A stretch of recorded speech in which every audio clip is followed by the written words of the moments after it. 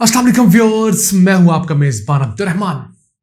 नेपरा ने अपनी ताज़ा रिपोर्ट जारी की है जिसके मुताबिक मुल्क में मौजूद बिजली की तकसीम कार कंपनियां जैसे लेस्को, फेस्को, मैपको, उन्होंने गुज़िश्ता मालियाती साल के दौरान अपनी इनएफिशिएंसीज की वजह से 400 अरब रुपए का टीका लगाया है। यानी हमें इनकी कोताहियों की सजा 400 अरब रुपया बर्दाश्त करनी पड़ी है। इसमें से 170 अरब रुपए तो वो है जो कि ट्रांसमिशन और चोरी की वजह से लॉसेस हुए, जबकि 230 अरब रुपए वो हैं जो बिल तो गया लेकिन बिल की वसूली ना हो सकी। आज आपको बताएंगे कि वो कौन सी 5 बड़ी डिस्ट्रीब्यूशन कंपनीज हैं जहां पर बिजली की चोरी और ट्रांसमिशन लॉसेस ज़्यादा हैं, और वो कौन सी बड़ी 5 कंपनीज हैं जहां पर बिल कम कलेक्ट होते हैं। अगर आपको सिर्फ गुज़िश्ता 1 साल की बात बताएं तो पाकिस्तान ने 124 अरब यूनिट्स बिजली के पैदा किए और इनकी मालियत बनती थी 2500 अरब रुपए। अब हमने रिकवर कितने किए?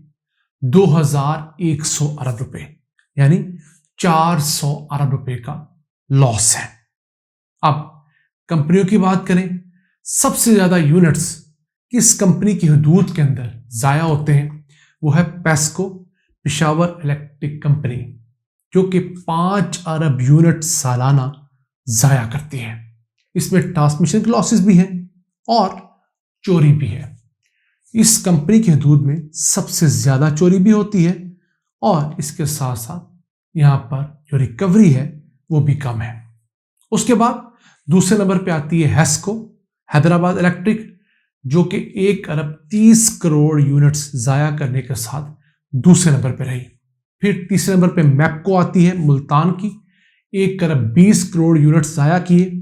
फिर चौथे और 5वें नंबर पे आती है कैस्को, कोयटा की, और सेप्को, जो कि सखर इलेक्ट्रिक कंपनी है। इन्होंने 1 अरब 20 करोड़ यूनिट्स गुज़िश्ता 1 मालियाती साल के दौरान ज़ाया किए। अब ये जो ज़ाया यूनिट्स हैं ये 10% की इंटरनेशनल एवरेज से ऊपर की बात कर रहे हैं। 10% को हम शामिल नहीं करें, अगर 10% को शामिल कर लें तो इनके अंदर कई अरब यूनिट्स का और इजाफा हो सकता है। लेकिन चूंकि एक ख़ास मिकदार दुनिया भर में ज़ाया होती है, 5% इंग्लैंड में होती है, एवरेज 10% लगाई गई है, उससे ऊपर जो ज़िया है वो हम काउंट करें। वैसे पाकिस्तान में एवरेज ज़िया जो है बिजली का और चोरी 22% तक हो चुकी है। अब बात करते हैं कि वो कौन सी कंपनीज हैं जिनके यहाँ बिजली का बिल तो जनरेट होता है लेकिन वसूली नहीं हो पाती। सबसे बड़ा नाम है कैस्को, कोयटा इलेक्ट्रिक कंपनी, जिसने गुज़िश्ता साल 60 अरब रुपए से जायद रकम वसूल ही नहीं की। यानी बिल जनरेट हुआ, बिजली मुहैया की गई, लेकिन बिल वसूल नहीं किया गया। यहाँ पर हम बड़े दुखी दिल से कहते हैं कि हमारे बलोच भाई हमसे हर वक्त शिकवा तो करते हैं, उनका शिकवा बड़ी हद तक जायज़ भी होता है, लेकिन इस तरह के मामलात में वो लोग किसी न किसी तरीके से बदला ज़रूर लेते हैं, लेकिन वो अपनी इन आदात को मलहूज़ खातिर नहीं रखते। उनको ये भी देखना चाहिए कि अगर रियासत पाकिस्तान के साथ कुछ गलत करती है तो इस तरह के कामों से वो बदला ज़रूर लेते हैं। आगे चलते हैं। मैपको के अंदर 30 अरब रुपए से जायद पैसों की कम रिकवरी हुई, यानी कि 30 अरब रुपए जो उसने कलेक्ट करने थे वो नहीं किए। फिर हेस्को, जो कि हैदराबाद इलेक्ट्रिक है, उसने 20 अरब रुपए से जायद की रकम कलेक्ट नहीं की। सेप्को, उसने 20 अरब रुपए की रकम कलेक्ट नहीं की। फिर आती है लेस्को, पेस्को और फेस्को। इन 3 कंपनियों ने बिल जनरेट करने के बाद 18 अरब रुपए कम कलेक्ट किए हैं। फिर आती है टेस्को, जो कि ट्राइबल एरिया की इलेक्ट्रिक सप्लाई कंपनी है, उसने 15 अरब रुपए की रिकवरीज कम की हैं।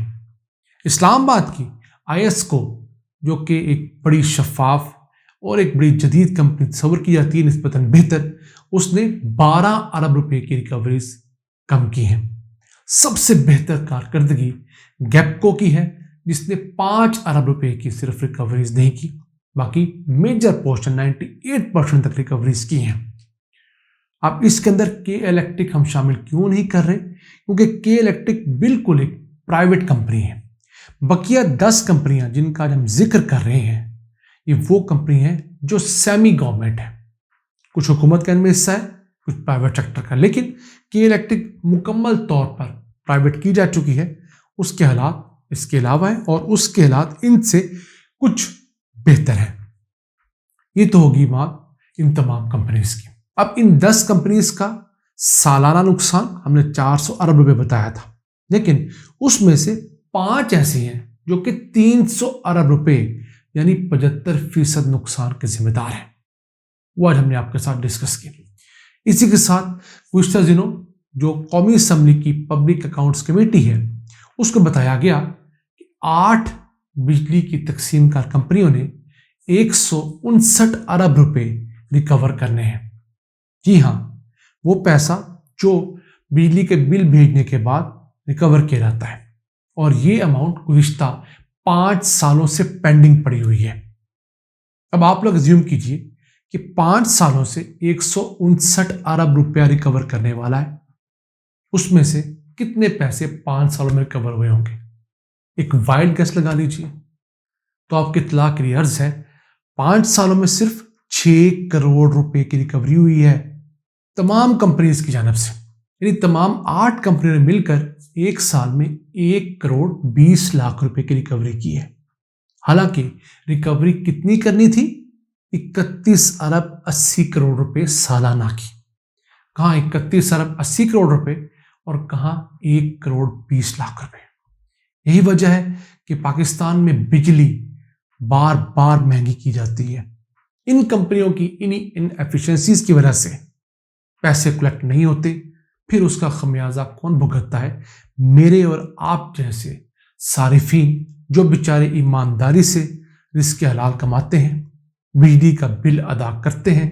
ان کے بلوں میں کئی اقسام کے ٹیکسز لگتے ہیں، لیکن ان چوروں کو نہیں پکڑا جاتا جو کہ ایک تو چوری کرتے ہیں اور دوسرا بل آنے کے بعد بدماشی کرتے ہوئے بل بھی ادا نہیں کرتے۔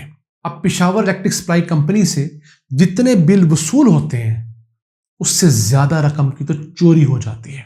مثال کے طور پر اگر وہاں پر 100 روپے کی بجلی استعمال ہوئی ہے تو 60 روپے کی بجلی یا چوری ہو جائے گی یا اس کا بل وصول نہیں ہوگا اور ہمیں صرف 40 روپے وصول ہوں گے۔